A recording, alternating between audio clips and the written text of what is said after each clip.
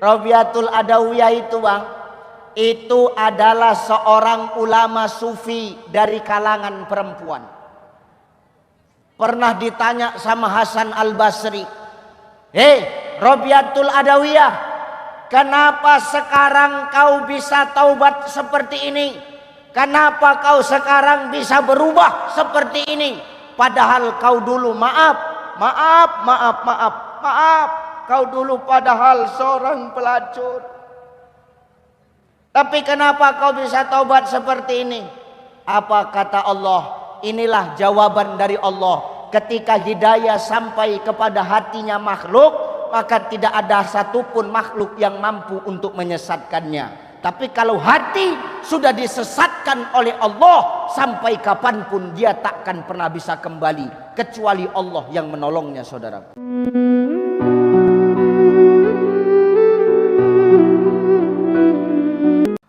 Assalamualaikum warahmatullahi wabarakatuh. Alhamdulillah, salatan wassalaman ala rasulillah, la haula wala quwata illa billah.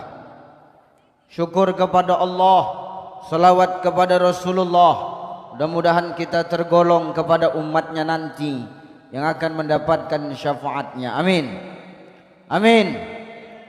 Grip, grip, grip. Hercules. Masya Allah. Masuk part kedua. Izin Bang Haji, tadi saya sudah ceramah, ini dilanjut lagi Bang Haji. Mudah-mudahan nambah part, nambah episode. Mudah-mudahan panitia pun paham juga. Allahu Akbar. Ya, ini tadi kita bahas Allah nggak mandang siapa kita ya. Allah nggak mandang status kita, asalkan kita mau memperbaiki hati dan perbuatan kita, maka ampunan Allah tidak akan pernah luput dari kita. Allah akan memberikan ampunan kepada kita. Ingat, lanjutan yang tadi. Kita ini pada dasarnya semua pelaku-pelaku maksiat, betul? Kita semua punya dosa. Kita semua pelaku-pelaku kejahatan, ya kan? Maka dari itu maaf, selagi hidup masih ada, selagi kesempatan umur diberikan Allah, jangan sia-siakan bagi kita untuk memperbaiki diri kita, betul? Kenapa hari ini Allah masih kasih kita hidup? Karena Allah tahu kita semua banyak dosa, Bang. Ustadz Ucai berdosa, abang-abang punya dosa, nih yang di bawah punya dosa, ini lagi kanan kiri nih berdosa, semua kita punya dosa. Maka hari ini perbaiki diri kita. Kita semua pelaku-pelaku maksiat. Tapi ingat, saudaraku, apa kata Allah? Allah lebih cinta, dengar, Allah lebih cinta kepada pelaku maksiat yang bertaubat dibandingkan dengan orang soleh tapi hidupnya tak pernah merasa salah. Kira-kira nyambung nggak? Kira-kira nyambung nggak? Gini, nyambung nggak nyambung, ngomong nyambung biar cepat siap ini.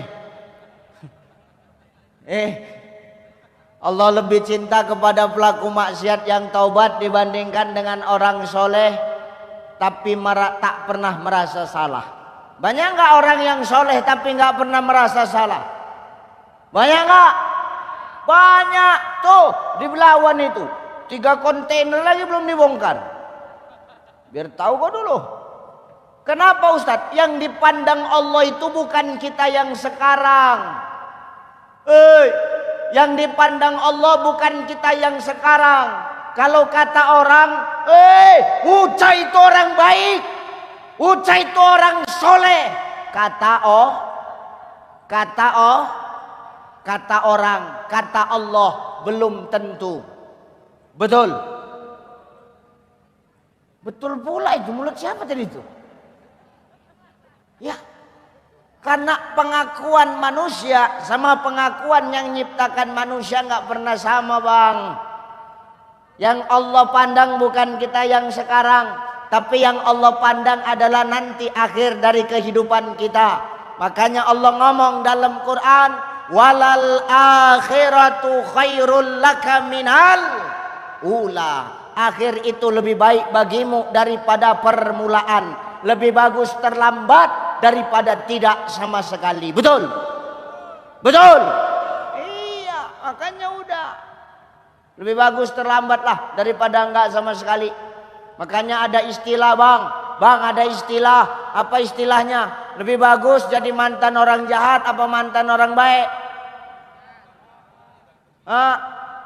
Mantan orang jahat apa mantan orang baik? Mantan orang jahat. Kalau mantan orang baik dulu baik, sekarang jahat. Betul? Sekarang ku tanya, mana lebih bagus? Mantan ustadz apa mantan bandit? Mantan ustadz apa mantan bandit? Oke, nggak masalah. Namanya jawaban. Mana lebih bagus?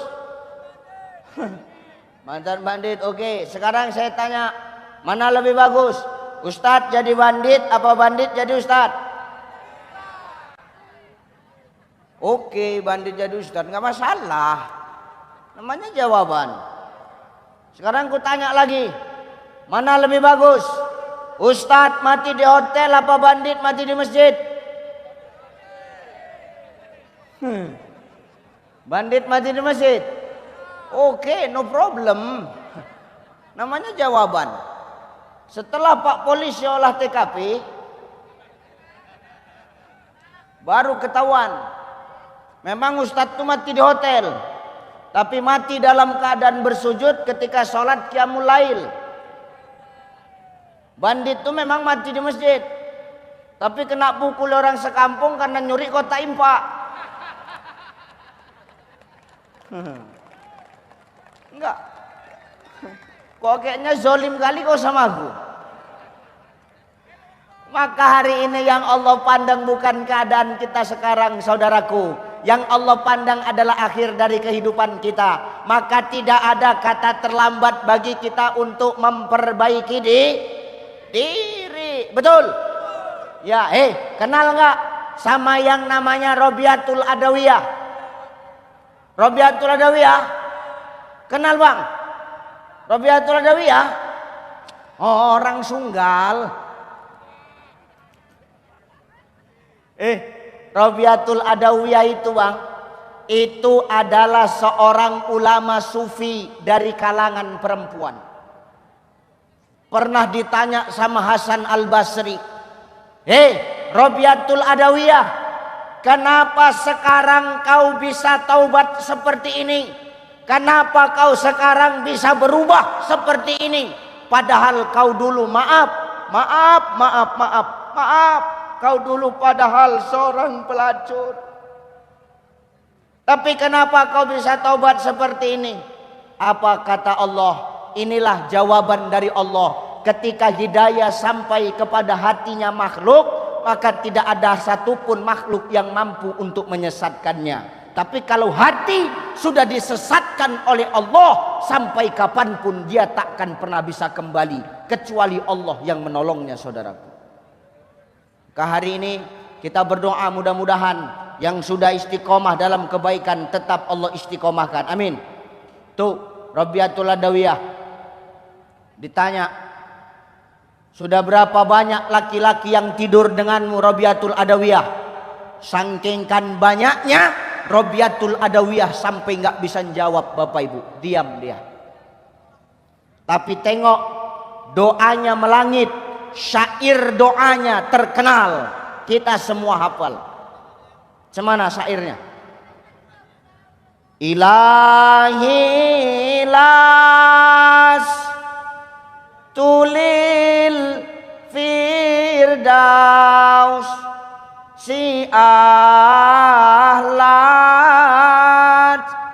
wala aqwa alan naril jahimi.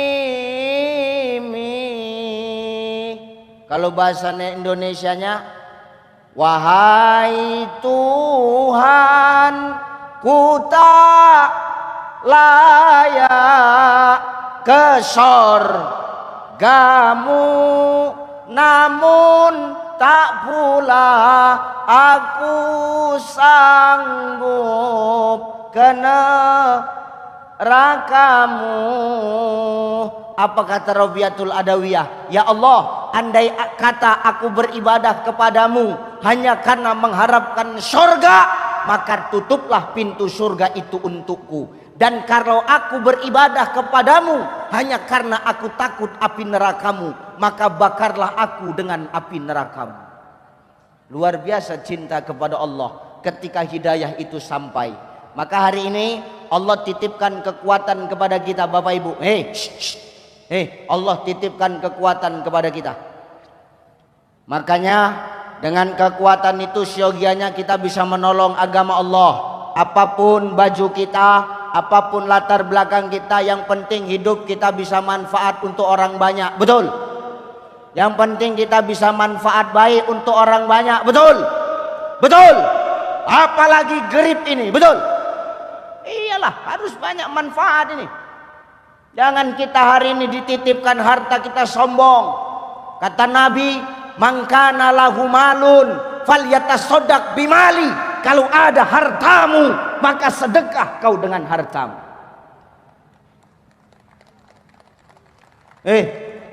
Maaf, sedekah nggak mesti banyak. Biar sedikit tapi rajin. Biar 2000 tapi rutin, Bang. Daripada maaf sedekah 100.000 tapi 5 tahun sekali. Itu bukan sedekah, itu namanya serangan fajar. Ini sebentar lagi lah ini, hati-hatilah. Cocok Bang Hercules? Iya benar. Makanya biar sedikit, biar 2000 tapi setiap hari, daripada 100.000 tapi 5 tahun sekali. Ini baru benar.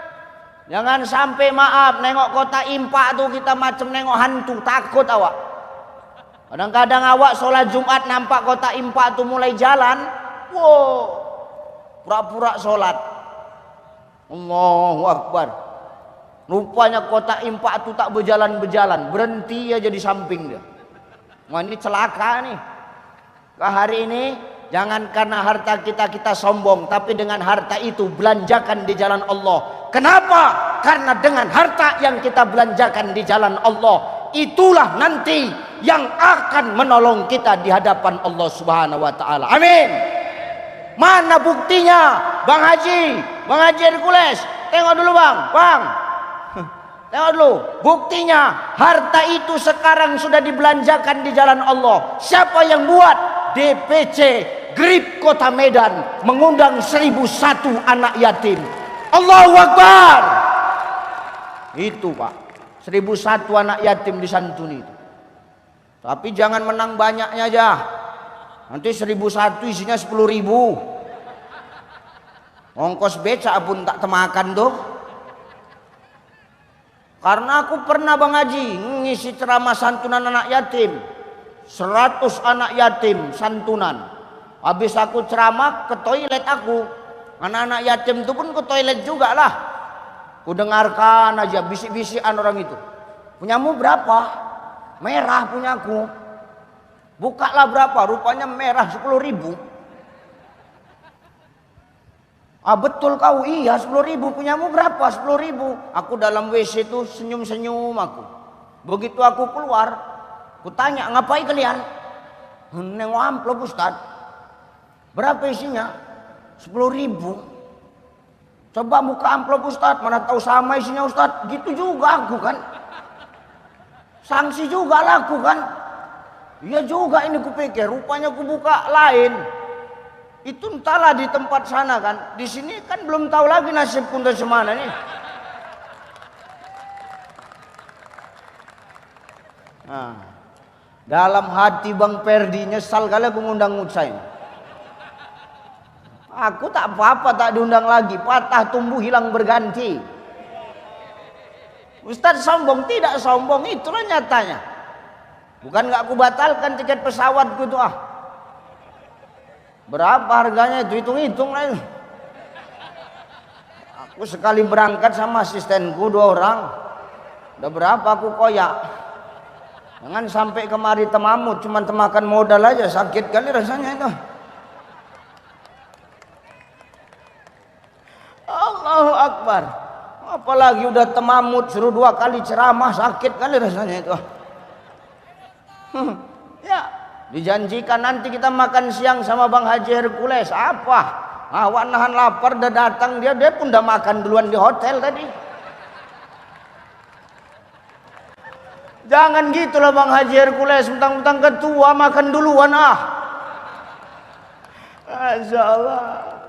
Allahu Akbar. Ya, maka hari ini dititipkan harta, sudah dibuktikan oleh DPC GRIP Kota Medan bahwasannya harta itu sudah dibelanjakan untuk Allah. Mudah-mudahan manfaat untuk anak-anak yatim di Kota Medan ini. Allahu Akbar.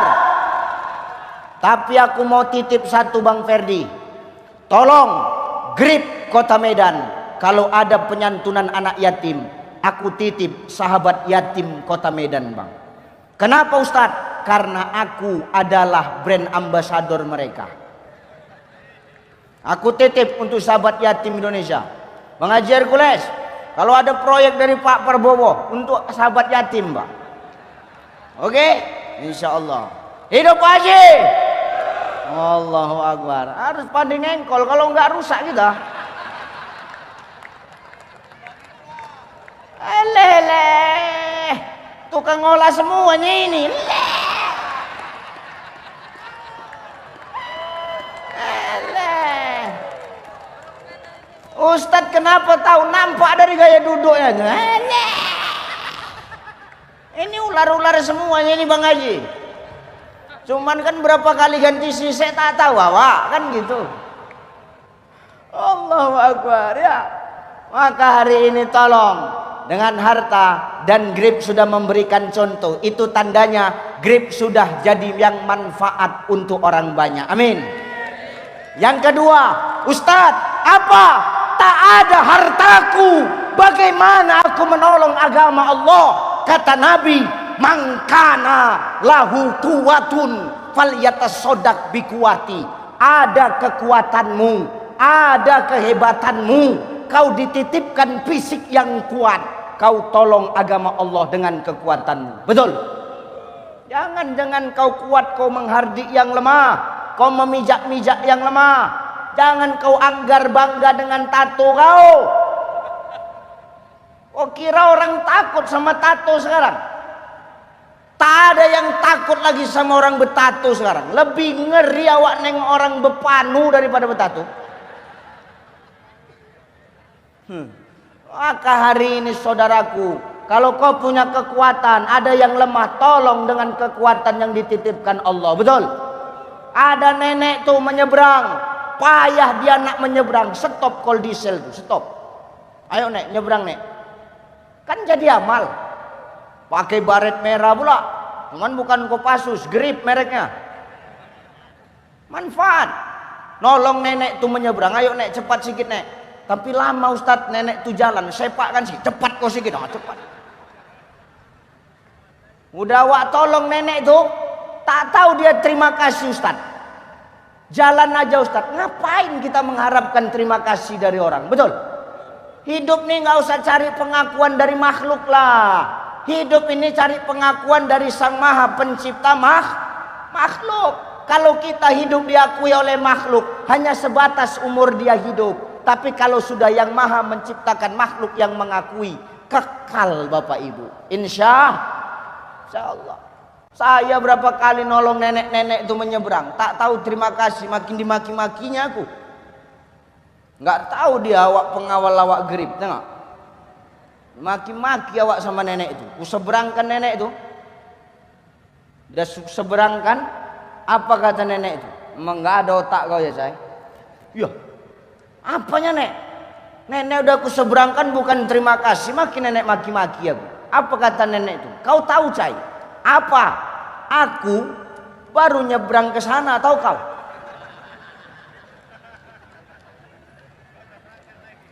Baru sampai aku ke sana udah kau balikkan aku kemari gitu. Macam mana lah aku nak balik lagi ke sana? Itu urusan kau lah, aku bilang, aku tinggal. Maka hari ini kita dititipkan kekuatan oleh Allah. Jangan sia-siakan. Tengok dulu siapa di zaman Rasulullah. Ada namanya Sam'un. Siapa Pak Bu? Sam'un. Siapa? Sam'un. Hei, Sam'un itu panglima perang. Udah berapa ribu musuh Islam yang dibunuh sama Sam'un itu Pak. Tapi Sam'un ketika sholat, dia sujud kepada Allah, nggak bangkit-bangkit. Melihat Sam'un sujud lama, selesai sholat, Rasul menghampiri Sam'un. Ditanya sama Rasulullah, hei Sam'un, kau kan panglima perang, sudah banyak musuh Allah yang kau matikan. Betul? Betul. Tapi kenapa kau sujud lama? Kau berdoa apa? Macam manalah aku nggak sujud lama ya Rasul? Macam manalah aku nggak berdoa minta ampun sama Allah ya Rasul? Sedangkan sudah banyak manusia yang kubunuh. Aku takut dengan umurku yang singkat. Umurku yang singkat ini tidak mampu aku menutupi dosa dan kesalahan yang pernah ku perbuat. Menangis Rasulullah mendengar jawaban ini. Maka untuk menyenangkan hati Rasulullah, Allah turunkan Quran surah Al-Qadar. Inna anzalnahu fi lailatul qadar. Wa ma adraka ma lailatul qadar. Lailatul qadri khairum min alfi syahr. Tanazzalul malaikatu warruhu fiha biizni rabbihim min kulli amr. Salamun hiya hatta matla'il fajr. Siapa yang dapat malam Lailatul Qadar itu, maka sama dia beribadah seperti 1000 tahun, selama 1000 bulan, lebih baik daripada 1000 bulan. Maka walaupun umur kita singkat, kalau kita beribadah, kita dapatkan di malam Lailatul Qadar itu sama seperti kita beribadah 1000 bulan. 1000 bagi 12 lebih kurang 86 atau 87 tahun seperti kita beribadah. Kalau dibilang-bilang umur kita belum tentu sampai ke umur 80. Betul? Maka hari ini dikasih Allah kekuatan. Dengan kekuatan itu tolong agama Allah. Tolong yang susah, tolong yang lemah. Jangan dengan kekuatan kita merasa bangga dan sok hebat. Kenapa? Semua itu titipan. Yang namanya titipan pasti suatu saat akan diambil oleh Sang Maha Penitip. Nyambung kira-kira? Nyambung nggak kira-kira? Oke, yang ketiga terakhir. Ustadz, apa? Harta nggak punya, kekuatan nggak ada.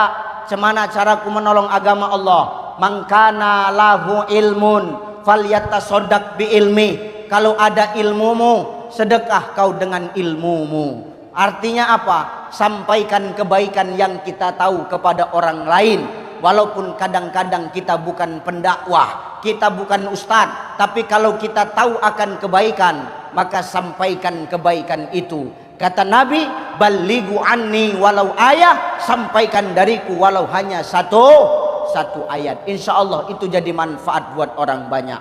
Dah, itu aja yang kusampaikan. Bang Ferdi, udah ya? Udahlah ya? Udahlah, udah ya? Udahlah. Kau jangan mentang-mentang kau preman, kau ngemop-ngemop aku. Udah ya, udahlah ya. Nanti Bang Haji kita kasih kesempatan untuk memberikan arahan Bang Haji ya. Yang penting Bang Haji sehat-sehat, Masya Allah. Nih, saya selama ini nengok Bang Haji di TV. Tapi hari ini bertemu langsung dengan Bang Haji, Masya Allah. Yang penting sehat-sehat Bang Haji. Kami semua mendoakan Bang Haji agar tetap sehat dan tetap istiqomah menjadi orang yang manfaat. Amin. Grip, grip, grip. Hercules. Kalau dulu Rasul punya Sam'un, hari ini kita punya Hercules. Allahu Akbar. Allahu Akbar. Itu saja yang bisa aku sampaikan. Manfaatkan nikmat umur, perbaiki. Allah nggak mandang kita yang hari ini, Allah memandang siapa kita nanti di akhir kehidupan kita. Allah sudah tunjukkan mau su'ul khotimah atau husnul khotimah, tinggal kita yang memilih masing-masing.